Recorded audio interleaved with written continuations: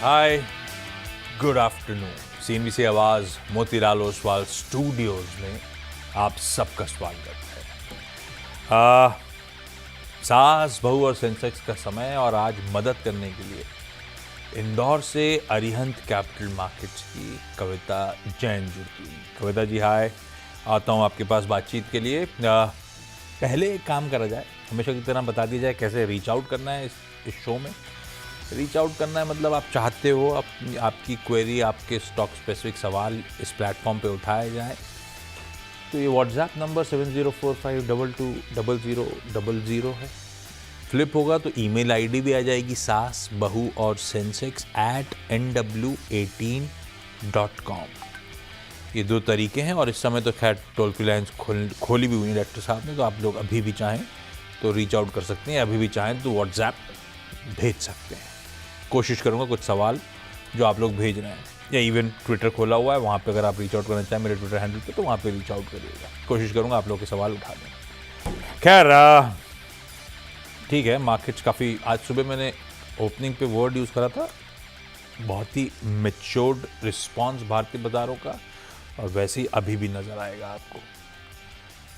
कुछ नहीं, इतना बड़ा इवेंट प्ले आउट होता हुआ सुबह थोड़ा सा डर था कि अनसर्टनिटी होगी, विक्स तगड़ा स्पाइक कर रहा होगा, थोड़ा बहुत मूड बिगड़ेगा भारतीय बाजारों का।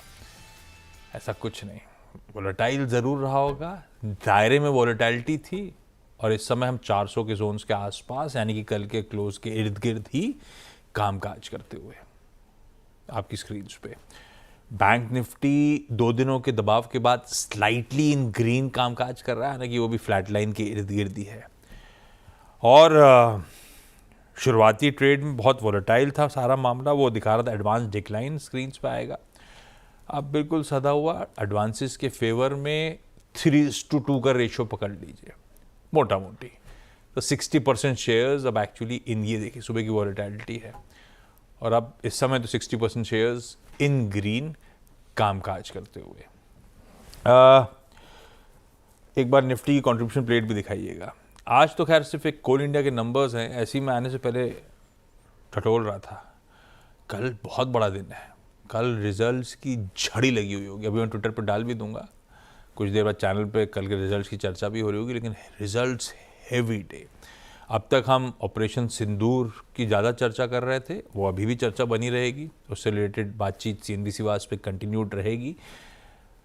अब तक ऐसा कुछ आर्मी ने सारी ब्रीफिंग कर दी है, पीएम मोदी अभी नज़र आए थे, तो लेकिन वो चंद्रयान रिलेटेड डेवलपमेंट्स पे थे। उसके बाद कहा जा रहा है फिर से एक हाई लेवल बैठक इस समय अंडरवे है। कोई भी डेवलपमेंट होगा, लक्ष्मण उनकी पूरी टीम दिल्ली में रेडी है, हम लोग उनसे बातचीत करते रहेंगे, समझते रहेंगे। यूके के एफटीए की जो चर्चा कर रहे थे, फ्री ट्रेड एग्रीमेंट, जो बायलैटरल एग्रीमेंट हमारा और यूके के बीच का हुआ है, जिससे दोनों कंट्रीज के बीच पे ट्रेड और सर्विसेज की आवाजाही बढ़ेगी, आसान होगी, उससे रिलेटेड स्टॉक्स में तगड़ा रिएक्शन है। आज सुबह गोकुल दास के मैनेजमेंट से चर्चा कर रहे थे अपन, की बेनिफिशियरी हो सकता है, इसीलिए मैनेजमेंट को इनवाइट किया था। गोकुल दास एक्सपोर्ट्स 14% ऊपर है। सुबह चर्चा कर रहे थे टाटा मोटर्स के लिए अच्छी खबर है, जेएलआर के लिए आसान होगा कार्स इंडिया लाना। जेएलआर टाटा मोटर्स का स्टॉक दिन के हाइस की तरफ है, 4.25% का मूव दिखा रहा है। यूएसएल के लिए अच्छी खबर होगी, हालांकि स्टॉक पे रिएक्शन नहीं है, लेकिन यूएसएल के लिए अच्छी खबर है, सदा हुआ स्टॉक है। रैडिको खैतान जैसे स्टॉक्स के लिए बुरी खबर थी, क्योंकि स्कॉच का इंपोर्ट सस्ता होना था, तो रैडिको अच्छे नंबर्स के बावजूद देखिए आप 4% दबाव के साथ, तो वो यूके के फ्री ट्रेड एग्रीमेंट का काफ़ी इंपैक्ट स्क्रीन पर नजर आ रहा है।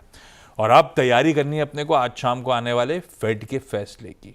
2 दिनों की बैठक आज रात 11:30 बजे खत्म होकर आउटकम आ रहा होगा, शायद स्टेटस को होगा, मतलब ब्याज दरों में कोई छेड़छाड़ नहीं हो रही होगी। ट्रम्प साहब जितनी धमकी दें, शायद ही एफओएमसी कोई दरों में कोई छेड़छाड़ करे, कोई नहीं मानता होगा।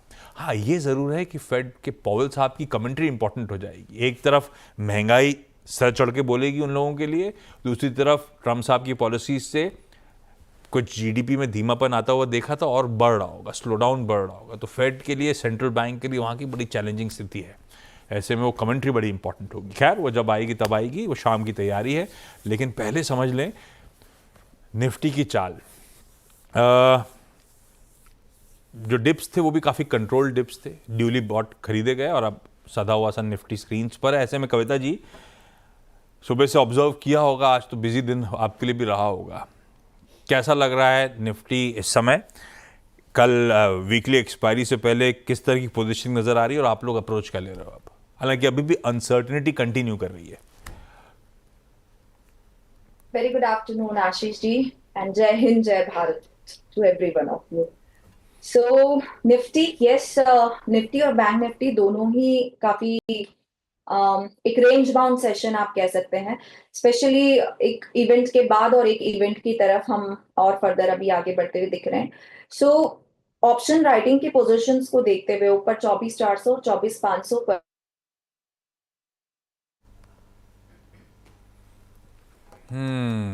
कविता जी फ्रीज हो गई है, जैसे ही डी फ्रीज होंगी तब अपन चलेंगे। लेकिन हाँ, गोकुलदास एक्सपोर्ट्स अच्छा कर रहा था, ना सिर्फ गोकुलदास एक्सपोर्ट्स, सारे टेक्सटाइल स्टॉक्स आज गजब का आउट परफॉर्मेंस डिलीवर कर रहे हैं। हाँ कविता जी प्लीज कंटिन्यू, आपका फ्रेम फ्रीज हो गया था।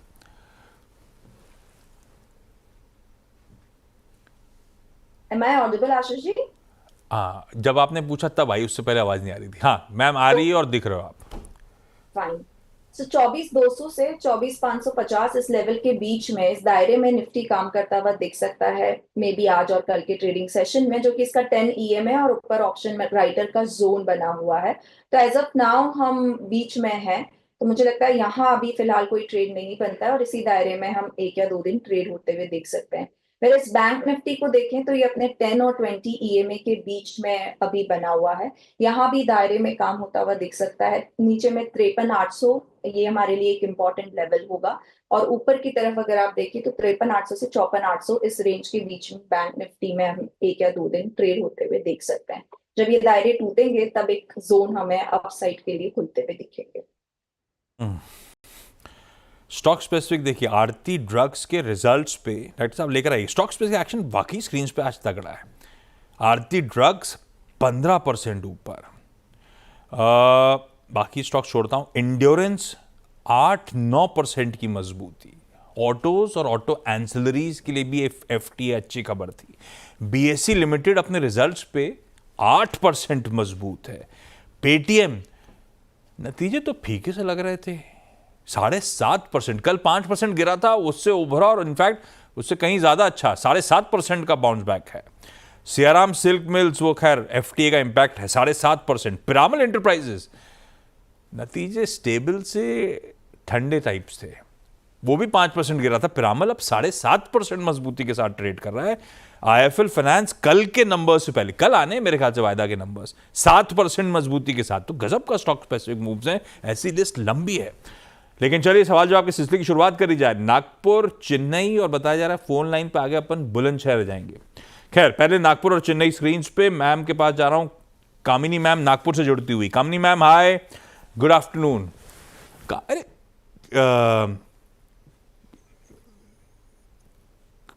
कामिनी जी फोन पे जुड़ी हैं, तो फोन पे बाद में जाऊंगा। पहले जो साक्षात नजर आ रहे हैं, पहले मैं विजया मैम के पास चलता हूं चेन्नई। और Vijaya ma'am is back again. Vijaya ma'am कैसे हो? बस बढ़िया सर। हाय।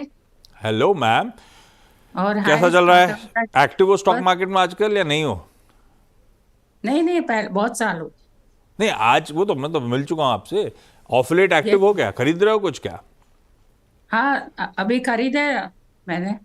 मेरे अच्छा, पास ओला इलेक्ट्रिक के 100 शेयर है एट द रेट ऑफ 50। हाँ। तो उसे रखना चाहिए, रखने की इच्छा तो है, रखना चाहिए या नहीं? और क्या सोच के लिया था? ये अभी गिरा था तब लिया है क्या? हाल फिलहाल की खरीद है क्या? हाँ, फिलहाल की खरीद है। अच्छा, ओला से याद आया, एक बार एथर की लिस्टिंग कल हुई थी डॉक्टर साहब। एथर का स्टॉक अब धीरे धीरे इंचअप हो रहा है। आज 5% के आसपास वो स्टॉक्स पे गिर, देखिए एथर 5-6% मजबूत है। हालांकि 321 का मेरे ख्याल से इशू प्राइस था, तो अब मजबूती का इशू प्राइस के आसपास ही आके खड़ा है। कविता जी, ओला इलेक्ट्रिक बहुत डिसअपॉइंट किया। लिस्टिंग के बाद चलने के बाद गजब ठंडा पड़ा अपनी दिक्कतों के बीच में। मैम ने ले लिया है लंबी अवधि का सोच के, लेने लायक स्टॉक है। आप लोग का अरिहंत पे व्यू क्या है ओला इलेक्ट्रिक पे मैम? आशीष जी, मैं चाहूंगी कि आप एक नेक्स्ट क्वेश्चन ले लें। मेरे पास अभी एज ऑफ नाउ काउंटर जो है वो स्क्रीन पर रडार में ठीक है, नहीं आ ठीक है। रहा है। बिल्कुल रिविजिट बाद में कर लेंगे। विजय मैम एक काम करो, दूसरा सवाल पूछ लो, ओला पे अपन बाद में आते हैं। विजय मैम अगला सवाल कौन सा? सर मेरे पास सेल अभी फिलहाल ही मैंने लिए सेल 100 शेयर है सर, और 116 की खरीद है, इसका डिविडेंड भी आता ही है, और फिलहाल की खरीद है, इसे भी रखना ही है। तो रखना ही है तो फिर कविता जी से क्या पूछूं? अब वो मना करेंगे तो आप छोड़ोगे तो है नहीं, फिर ऐसा पूछूं कि रखने लायक है कि नहीं।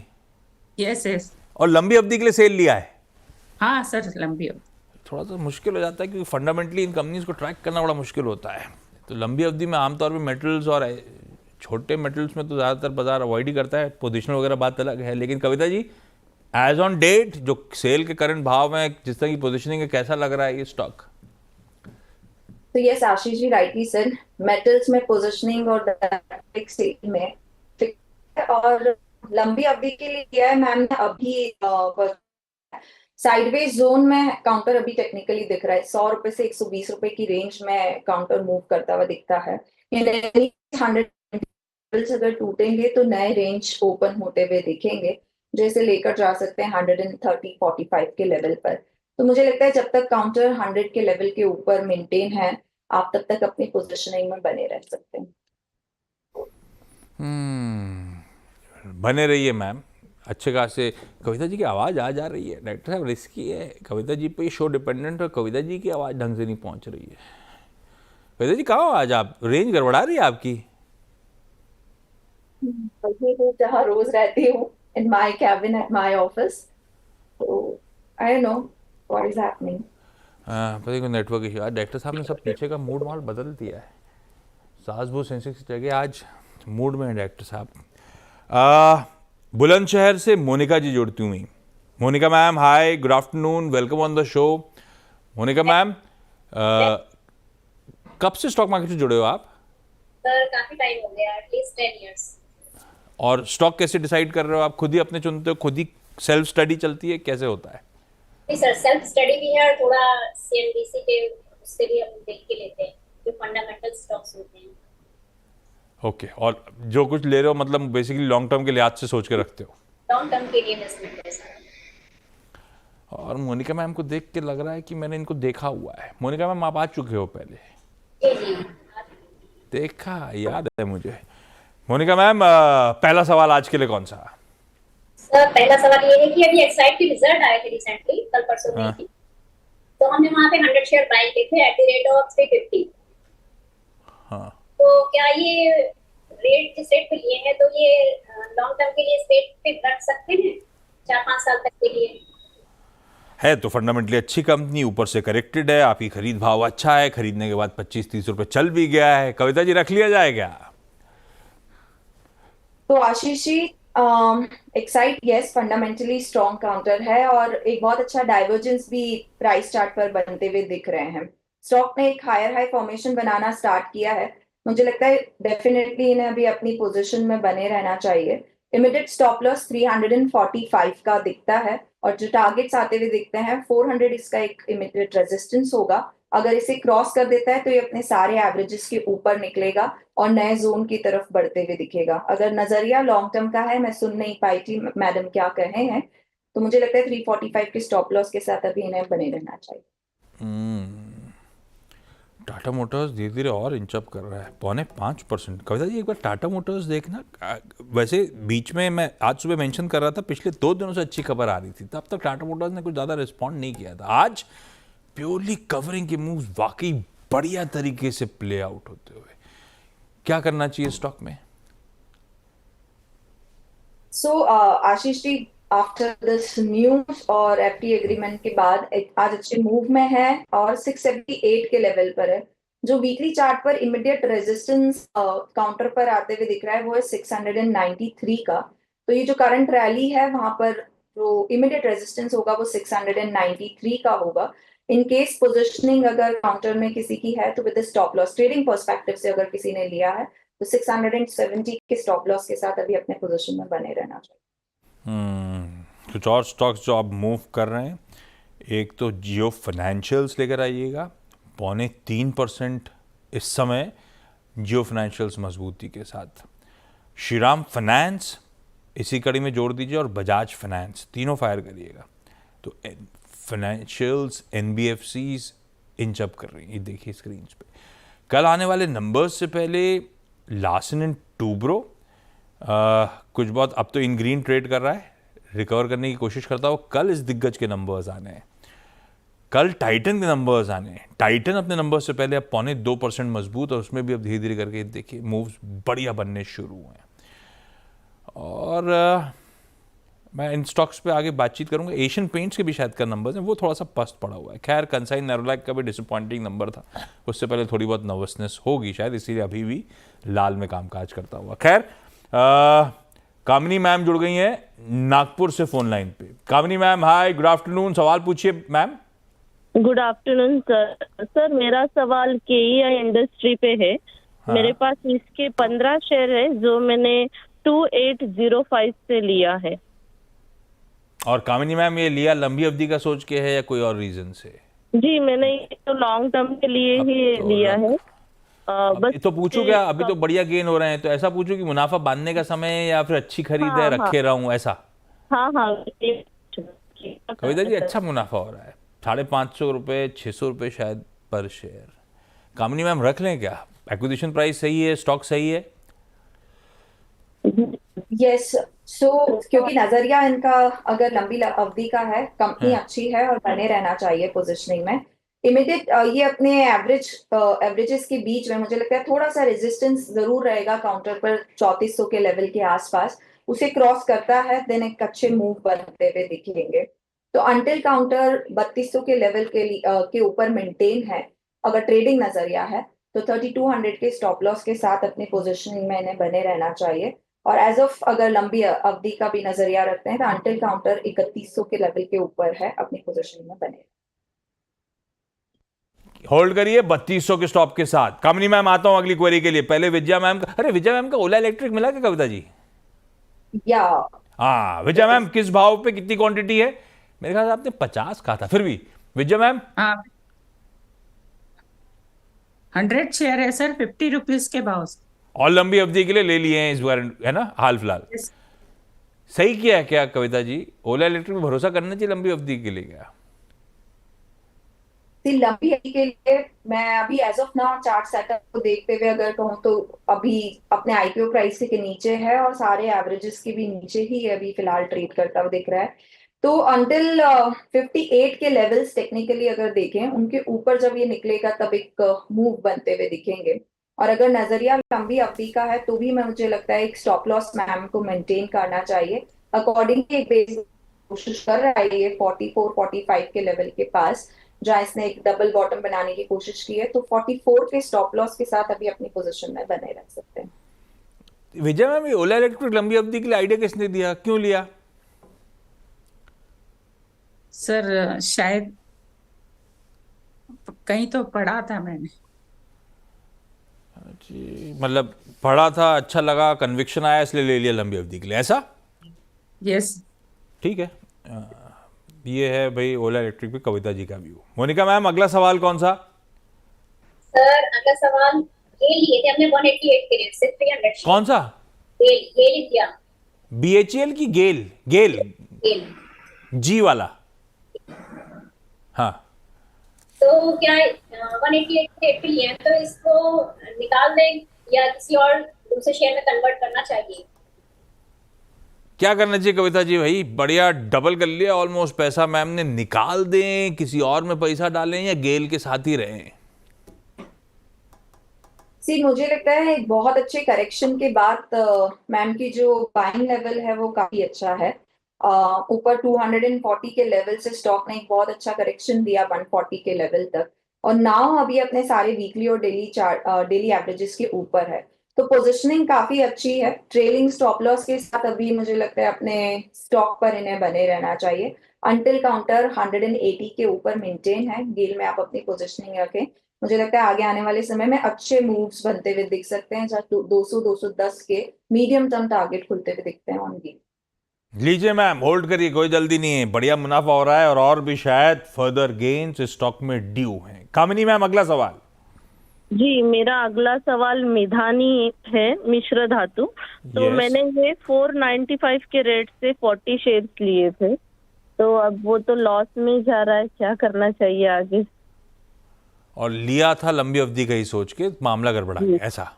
जी। हाँ, कुछ क्या करना चाहिए? मिश्र धातु मिधानी में मैम, बाकी 200 रुपए का नुकसान, 1/3 कैपिटल उड़ गया इसमें।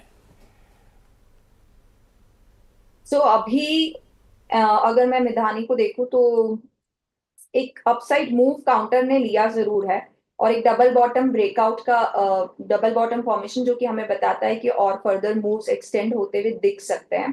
पर यूजुअली वोलेटिलिटी ज्यादा होती है इन काउंटर्स में, तो मुझे लगता है एक स्टॉप लॉस मेंटेन करें। 180 के स्टॉप लॉस के साथ अभी अपने पोजीशन में बने रहें जब तक 300 का इसका ब्रेकआउट पॉइंट था, उसके ऊपर ही अभी ये ट्रेड कर रहा है। अपसाइड मूव एज पर फॉर्मेशन जो कि थोड़ा समय ले सकता है, 70 से 80 रुपए का अपसाइड मूव आता हुआ देख सकता है, जो कि इसे 370 380 के लेवल की तरफ लेकर जाएगा इन द मीडियम टर्म, जो कि ब्रेकआउट आया है। तो 280 के स्टॉप लॉस के साथ एज ऑफ नाउ अपनी पोजीशन में बने। होल्ड करिए भाई इन लेवल्स पे कामिनी मैम अपने मिधानी को। मोनिका मैम का एक और सवाल है, उसके बाद ब्रेक का समय हो रहा है। मोनिका मैम, एक और सवाल है कोई? जी सर, अगला सवाल ये है कि हम लार्ज कैप में होल्डिंग बनाना चाहते हैं, तो कोई ऐसा बेस्ट स्टॉक बताइए जिसको हम 5 to 10 इयर्स तक होल्ड कर सकें। अरे बाप रे, 5 से 10 साल के लिए तो कहना बड़ा मुश्किल होगा कविता जी के लिए। एक अट्रैक्टिव सबसे अच्छा लार्ज कैप कौन सा है इस समय, वो पूछ लेता हूँ। ये अलग है Kavita ji, SBS stock pick अलग है, वो तो ट्रेडिंग वाला मामला है। ये आप लोग का अरिहंत का निफ्टी 50 का सबसे कन्विक्शन वाला लंबी अवधि का आइडिया कौन सा है, ये बताओ आप। ओके, तो अगर लंबी अवधि में आप 4 से 5 साल भी अगर नजरिया रख रहे हैं, मुझे लगता है रिलायंस की पोजीशनिंग काफी अच्छी है। अपने 20 वेमा के ऊपर काउंटर निकलता हुआ दिखा है। डिप्स में अक्यूमुलेट करें अपनी पोजीशन को, इन इंस्टॉलमेंट्स बाय करने की कोशिश करें। 1417 के लेवल पर है, बहुत अच्छा बेस बनाया है काउंटर ने 1112 लेवल के बाद। अपसाइड मोमेंटम जो है वो 1650 1700 के लेवल की तरफ ये काउंटर बढ़ता हुआ दिख सकता है। मुझे लगता है रिलायंस में आप अपनी पोजीशनिंग कर सकते हैं। मोदी के इस समय कुछ स्टेटमेंट स्क्रीन पे नीचे चलते हुए, डॉक्टर साहब कहीं दिखे मोदी सर तो अपन जाएंगे। यहाँ कैबिनेट बैठक में सेना की तारीफ की, देश के लिए गर्व का पल, नो डाउट अबाउट इट। ये पीएम मोदी शायद उस मीटिंग में बातचीत करते हुए एक बार वो संबोधन प्रेस को करेंगे तो अपन चलेंगे। पर हाँ, बढ़िया रहा वो ऑपरेशन सिंदूर जो कल रात देर रात 1-1:15 बजे शुरू हुआ था। खैर, रिलायंस की क्योंकि कविता जी ने एक प्रिफर्ड पिक के निफ्टी 50 में सबसे ज़्यादा पसंद रिलायंस आ रहा है इन लेवल, किसी भी गिरावट में खरीदने की बात करी है। लेकिन ये ध्यान रखिएगा, ये जो चैनल CNBC आवाज़ है, इसकी ओनरशिप इसका मैनेजमेंट रिलायंस इंडस्ट्रीज़ के पास है। तो मोनिका मैम, आप भी और बाकी सब जो सुन रहे हैं, अगर लेने का मन है, बाय ऑन डिप्स करने का वाकई मन बन रहा है इस बातचीत को सुन के, तो एक इंडिपेंडेंट फाइनेंशियल एडवाइजर से भी प्लीज़ कंसल्ट करिएगा। इस नोट पर Kamini ji, Vijaya ji, Monica ma'am, thank you so much आप सबका जुड़ने के लिए। मुझे एक छोटा सा ब्रेक लेना है। ब्रेक के उस पर जब लौटूंगा तो कविता जी ने एक लॉन्ग टर्म आइडिया दे दिया।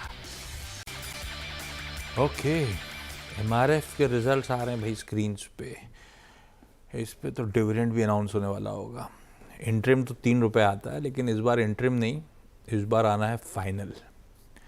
देखते हैं क्या अनाउंसमेंट आता है। लेकिन 380 करोड़ का मुनाफा बढ़ के 500 करोड़, MRF की आय 11% बढ़ी है। फाइनल डिविडेंड 229 रुपीज़ पर शेयर का FY25 के लिए ऐलान आता हुआ, और मुनाफा 31-32% बढ़ा है। तो इसका मतलब है मार्जिन्स में आई एम होपिंग बढ़िया एक्सपेंशन है। खैर, स्टॉक रिएक्ट भी वैसे ही कर रहा है, तो एक बार आने दीजिए। आय 12%, मुनाफा 30% प्लस का जंप, डिविडेंड डोल आउट अच्छा खासा, पर ठीक है वो एनुअल डिविडेंड है। एक बार गणित कैलकुलेट करके हमारी टीम रख दे तो मार्जिन्स की पिक्चर भी स्क्रीन पर आएगी। लेकिन MRF 4% उछाल है, 1,40,000 पर। कविता जी, देखने के लिए देख लेते हैं चार्ट्स, ले तो पाता नहीं हूँ, तो फिर भी चार्ट हैं कैसे MRF के? MRF की चार्ट बहुत अच्छा प्लेसमेंट बना हुआ है और हम 1,50,000 का इसका हाई है। तो स्लैंडिंग ट्रेंड लाइन अगर देखें तो उसका ब्रेकआउट आता हुआ दिख रहा है और जो फॉर्मेशंस बन रहे हैं यहाँ से और फर्दर अपसाइड मूव बनते हुए दिखेंगे अगर हम अपने लाइफ टाइम हाई को निकाल देते हैं। तो राउंडिंग बॉटम फॉर्मेशन से मैं मीडियम टर्म पर्सपेक्टिव से बात कर रही हूँ, वहां पर मुझे लगता है ये 1,60,000 1,70,000 के लेवल की तरफ बढ़ता हुआ दिख रहा है। तो पोजिशनिंग जिनकी है वो बने रहे और 1,28,000 के स्टॉप लॉस के साथ। ये इतना भारी भरकम स्टॉक लोड करने में टाइम लगता है क्या चार्ट्स कि जल्दी से आ जाती है? अच्छा, एसबीआई स्टॉक पिक का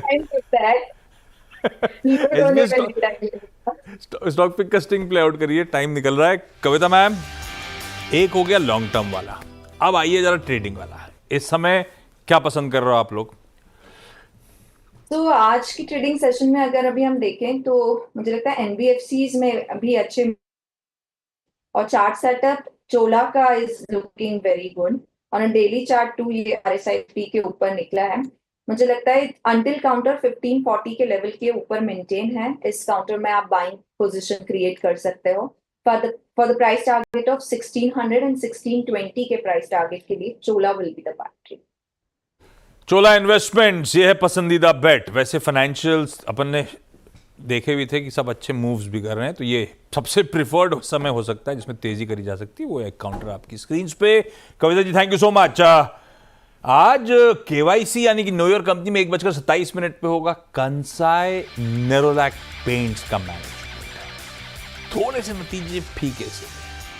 ऐसे में चल क्या रहा है इंडस्ट्री में, कंपनी में, और आउटलुक कैसा है, इस पे मैनेजिंग डायरेक्टर प्रवीण चौधरी साहब से करेंगे अपन चर्चा। जुड़िएगा तब।